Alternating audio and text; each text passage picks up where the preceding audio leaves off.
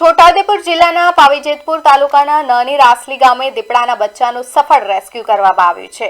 મળતી માહિતી મુજબ નાની રાસલી ગામે ચંદુભાઈ જગાભાઈ રાઠવાના ખેતરમાં આવેલા કુવામાં દીપડાનું બચ્ચું ખાબક્યું હતું। ઘટનાની જાણ થતાં જ પાવીજેતપુર વન વિભાગની ટીમ તાત્કાલિક સ્થળ પર પહોંચી હતી અને રેસ્ક્યુ ઓપરેશન હાથ ધર્યું હતું। વન વિભાગે સાવચેતીપૂર્વક કામગીરી કરીને દીપડાના બચ્ચાને સુરક્ષિત રીતે કુવામાંથી બહાર કાઢ્યું હતું। ત્યારબાદ બચ્ચાને મેડિકલ ચેકઅપ માટે જબુગામ ખાતે લઈ જવામાં આવ્યું છે।